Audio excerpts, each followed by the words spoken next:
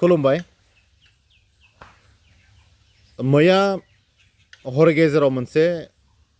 news नुदों जेराव NDA नि बिजाथि मानगेदेर जयन्त बसुमतारी लोगोसे बिटिआर नि सिइएम मानगेदेर प्रमद बर'खौ थांखिनानै प्रहलाद ब्रह्म बिथां लोगोसे गसाइगाव डिस्ट्रिक्ट बिपिएफ नि जा पेज दङ बेवहाय थोंजोङै मोनसे बाथ्राखौ लानानै बिथांमोना एलिगेसन होदों दा बेनि सायाव क्लियारिफिकेसन बा रोखा खेंफोरथि होनानै दिनै इउपिपिएल नि जानानै जोङो बुंनो नागिरदों जोङो बर' रायजो राजानो बिटिआर बासिनो रोखा रोखायै मिथिहोनो लुबैदों जे मैयानि जा जाथाय बेयाव जोंनि दोलोआ बा एनडिए नि बिजाथिया बा इउपिपिएल आ बेवहाय जेबो इनभल्भमेन्ट गैया दा मानो थाखाय प्रहलाद ब्रह्मआ थोंजोङै जोंनि एनडिए नि केन्डिडेट बर' रायजो राजानि केन्डिडेट बा इउपिपिएल नि केन्डिडेट बिथांखौ समालोचना खालामखो बेनि सोमोन्दैबो रोखा खेंफोरथि होनो थाखाय दिनैनि खौरां मेलखौ खुंनाय जादों बेयाव बाहागो लानो हानाय खौरांगिरि लोगो नोंथांमोन दा मैया जि बाथ्राखौ जोङो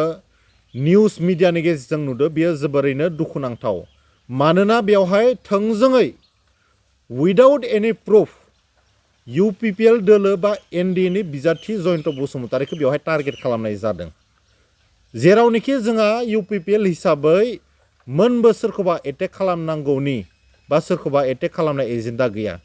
इउपिपिएलआ जोनोमनिफ्रायनो सानफ्रोमबो सान्थिनि पयख' थानानै गोजोननि पयख' थानानै खामानि मावगासिनो दङ आरो बाथ्रा बुंगासिनो दङ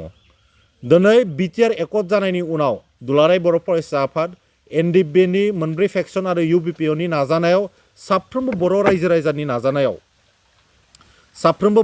रायजानि नाजानायाव दिनै मोनसे मोजां एकर्ड जालांबाय दा बे एकर्डनि मुङानो जाबाय सान्थिनि एकर्ड पिस एकर्ड गोजोननि सुक्ति बे गोजोननि सुक्तिखौ माखासे मानसिफोरा टारगेट खालामनानै जायफ्रा सानफ्रोमबो असान्तिखौ लुबैयो बिथांमोना बिटिआरआव सानफ्रोमबो असान्ति जाजानायखौ लुबैयो दा बै असान्ति जाजानो लुबैनाय मानसिफ्रा सानफ्रोमबो जोंनि बिटिआरनि सिएम मानगेदेर बिथांखौ टारगेट खालामनानै बाथ्रा बुंनायखौ नुदों दा मैयानि जा प्रहलाद ब्रह्म बिथांनि न'खराव जानाय इनसिडेन्ट बेवहाय जों इउपिपिएल हिसाबै मोनबो लोब्बा गैया आरो जोंनिया बिदि जेबो गाज्रि साननायबो गैया जोङो कुइसनसो खालामनो नागिरदों बिथांमोना मा बुंनो नागिरदों बिथांमोना गावसोरा इलेक्सन जेनसिगोनखाय गावसोरनो गावनि न' एटेक खालामना लानानै दिनै बर' रायजो राजानि सेम्पेथि बोनानै इलेक्सन देरहालांनो नागिरदों नामा जोंनिफ्राय कुइसन बिथांमोननिसिम माखासे समाव जों नुयो जायफ्रा असान्ति नागिरग्रा मानसि बिथांमोना असान्ति खालामनो हायाब्ला गावनि न'खौनो सिमफायना लानो नागिरो आरो दायखौ गुबुननो होनो नागिरो थिग बेबायदिनो बेयावबो माबाफोर रहस्य हाबनानै दङ नामा जोङो खावलायदों प्रसासननि जाय एडमिनिस्ट्रेसननि हेड बिथांमोना बे जाथायनि सायाव बे इनसिडेन्टनि सायाव स्पेसियेल मोनसे इनकुवारि खालामनांगो मानो होननानै बुङोब्ला जों राजखान्थियाव नुयो जे रायजो राजानि सेम्पेथिखौ बोनो थाखाय माखासे मानसिया गावबा गावनो एटेक खालामनानै लायो दिनैनि तारिखाव जों सोरखौबा एटेक खालामनांगौ मा दङ दिनै साफ्रोमबो बर' रायजो राजायानो दिनै गुबुन गुबुन हारि माहारिनि मानसिफोरा बिटिआरआव इउपिपिएल सरकारखौ सापर्ट खालामगासिनो दङ जोंनि एलायन्स गभर्नमेन्टखौ सापर्ट खालामगासिनो दङ दा बे समाव जोङो सोरखौबा एटेक खालामनांगौनि मा बाथ्रा दङ थांनाय गोलाव समाव जाय समाव हाग्रामा महिलारि बिथाङा सरकार खुंदोंमोन बै समावसो गोबांबार जोङो हारियारि दाङाबाजि जानाय नुदोंमोन गुबुन गुबुन हारिनि गेजेराव जोंजों लोगोसे जुद्ध खालामनो गोनां जानाय मोनसे परिबेसखौ मानगेदेर हाग्रामा महिलारि बिथांनि समावसो जों नुनो मोन्दोंमोन दिनै मानगेदेर प्रमद बर' बिथाङा सिएम जानायनि उनाव मोनबो हारियारि दाङाबाजि बिटिआरआव जायाखै थांनाय 3 बोसोराव मानसिफ्रा बुंनो हाया जे सप्तासे बन्द जादों होननानै जों बुंनो हायो सिंगल ए डे बन्द बेवहाय जायाखै किन्तु हाग्रामा महिलारिनि समाव गोबांबार सानफ्रोमबो बन्द जाबाय थादोंमोन अब्ला बै समाव असान्ति जानानै दंमोन जाय समनिफ्राय एबसुजों लोगोसे एनडिएफबि नि जोहोलावफ्रा इउपिपिएल नि जोहोलावफ्रा गासैबो ज' जानानै मोनसे पिस एकर्ड खालामनानै फैबाय बिनि उनाव जोंनि गेजेराव मोनसे गोजोन फैबाय बे गोजोन फैनायनि उनाव माखासे मानसिफोरा जायफोरा गोजोनखौ मालाबाबो हास्थाया गोजोनखौ नुनानै एलार्जि जाग्रा मानसिफ्रा असान्ति खालामनो थाखाय बेबायदि सिचुवेसनखौ गेजेर गेजेर खालामनो नागिरो हारिनि गेजेराव भुल बुजाबुजि खालामनो थाखाय माखासे मानसिफोरा मिडियायाव बाथ्रा बुंबाय थायो बेनिफ्राय साफ्रोमबो बर' रायजो राजाया सांग्रां जानांगोन दिनै इलेक्सन खाथिखाय सोरबा गावनि न'खरावनो अन्थाइ खुबैना लानानै दरजाखौ सिमफायना लानानै जुदि इउ पिपिएलखौ दाय होनो नागिरोब्ला बेयो खिन्थु गोरोन्थि जागोन जोङो बेनिखायनो प्रशासननि बिथांमोनखौ खावलायदों एडमिनिस्ट्रेसननि बिथांमोनखौ खावलायदों जे जेरैखि जाया बेयाव मोनसे स्पेसियेल इनभेस्टिगेसन आरो इनकुवारि खालामनांगौ बेयाव सोर इनभल्भ दंमारो बे इन्सिडेन्टखौ गावनो खालामना लामादों नामा इलेक्सनाव सेम्पेथि बोनो थाखाय भट बोनो थाखाय बेयो मोनसे गोदोर कुइसन प्रहलाद ब्रह्म बिथाङा उइदाउट एनि प्रुफ मानो बिदि बुंखो माबायदि बिदि बुंनो मोनखो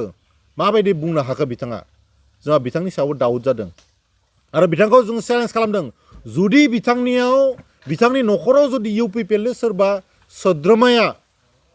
एटेक खालामनाय फोरमान दङब्ला बिथाङा पुलिसनो होनो हायो जों बिथांखौ हेफाजाब खालामगोन नाथाय नबां जाबां इलेक्सननि खाथिराव जुदि बिथाङा बेफोरबायदि बाथ्रा बुङोबा जोङो खिन्थु बिथांनि सायाव एफआइआर होनाय जागोन मानोना बिथाङा जोंनि मोनसे पार्टिखौ जाय पार्टियाव लाख लाख बर' रायजो राजाफ्रा जरित जानानै दङ जाय बर' हारिनि थाखाय सान हर खामानि मावगासिनो दङ राजखान्थि भाबै समाजखान्थि भाबै बे मोनसे पार्टिखौ डिफेम खालामनाया बिथांनिया मोजां जायाखै दा जोङो खावलायदों जे पुलिसा स्पेसियेलि प्रहलाद ब्रह्मनि सायावनो इनकुवारि खालामनांगौ मैया बावसो बिक्रम दैमारि बिथाङा मोनसे बाइट होदों जेरैखि जाया देरहानायनि बेबस्था खालामगोन बिक्रम दैमारियाव बेवहाय इनभल्भ दङ नामा जोंहा मोनसे कुइसन जादों आं बुङाखै बिक्रम दैमारि बिथाङा इनभल्भ दङ होननानै नाथाय बिथाङा बुंदों जे बेयाव चिफ मिनिस्टार फैबाबो सोरबा मिनिस्टार एमएलए फैबाबो देरहानाय नङा जों बेयाव देरहानायनि परिबेस खालामगोन ना बिथांमोना गावनि न'खराव अन्थाइ खुबैनानै देरहानायनि परिबेस खालामना लानो नागिरदों नामा जोंनि न'खराव एटेक जादों जोंनो भट होनांगौ बिथांमोना बेखौ बुंनो नागिरदों नामा बिथांमोना बुंदों जे जयन्त बसुमतारिया आमुक जासिगोन जेन्नायनि गिनाया सोरनियाव दङ दिनै बिटिआरनि साफ्रोमबो बर' रायजो राजाया गुबुन गुबुन हारि माहारिया जोंखौ सापर्ट खालामनायनि उनाव बिथांमोननि अबस्थाया जोबोद गाज्रि जानानै दङ हाग्रामा महिलारनि सासनखौ रावबो लुबैला बेनि थाखायनो खाम्फा बरगयारि बिथांखौ रावबो भट होनो थाखाय दिनै बिपिएफखौ भट होनो थाखाय रावबो सिगांबोआखै नाथाय बिथांमोना इलेक्सन खाथियाव दिनैनि तारिखआव जेरैबायदि गेम गेलेदों बे साननो गोनां बाथ्रा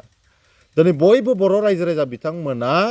रेडि जाखानानै दङ जे इउ पिपिएलनो भट होगोन एनडिएनि बिजाथि जयन्त बसुमतारि बिथांनो ट्रेक्टरनि सावगारियाव भट होगोन होननानै साफ्रोमबो बिटिआरनि रायजो राजाया दिनै रेडि जाखानानै दङ मानोना हारिनि थाखाय माखासे खामानि मावनांगौ दंबावो जाय खामानिफोरखौ हाग्रामा महिलानि समाव जेबो मावाखै थांनाय 17 बोसोराव हारि दानानै जेबो बिथाङा खामानि मावबोआखै बिनि थाखायनो जेरैखि जाया दिनैनि तारिखआव बयबो खौसेयै ट्रेक्टरनि सावगारियाव भट होनो थाखाय थियारि जानानै दङ दा जोबथारनायाव मोनसे बाथ्रा बुंनो आं नागिरदों जे जेरैखि जाया बे इन्सिडेन्टआव प्रहलाद ब्रह्म बिथाङासो इनभल्भ दङ ना बिक्रम दैमारिनि माबाफोर प्रपगेन्डा दङ ना हाग्रामा महिलानि माबाफोर स्ट्रेटेजि दङ बे गासैखौबो स्पेसियेल मोनसे इनभेस्टिगेसन खालामनांगौ होननानै आं आसामनि गिबि मन्त्रि डक्टर हिमन्त बिश्व शर्माखौ खावलायदों आरो बर' रायजो राजा बिथांमोनखौ आं खावलायदों जे सोरबा बे समाव इलेक्सन खाथियाव सेम्पेथि बोनो नागिरनायखौ एसे मोजाङै सिनायनांगौ जों खोनानो मोन्दों कास्टम बसुमतारि आरो प्रहलाद ब्रह्म बिथांनि गेजेराव मोनसे पजिशन कनफ्लिक्ट जादों बे कनफ्लिक्टनि गेजेराव बिथांमोननि गेजेराव हाग्रामा महिलारनि बयनिख्रुइ खास सोर स्पेसियेल जानो हागोन मोनसे कम्पिटिसन सोलिदों दा बे कम्पिटिशनाव प्रहलाद ब्रह्म बिथाङा खिजानिबा गावखौ हिर' खजायनो थाखाय दसे सम बेबायदि नाटकबो खालामनो हानाय बेनि सायावबो इनकुवारि खालामनो थाखाय आङो प्रशासनखौ खावलायदों लोगोसे साफ्रोमबो सांग्रां बर' रायजो राजाखौ बेफोरबायदि थगायसुला लिडारखौ सिला मेगनजों नोजोर होनो थाखाय आं गुरै खावलायदों थेंक इउ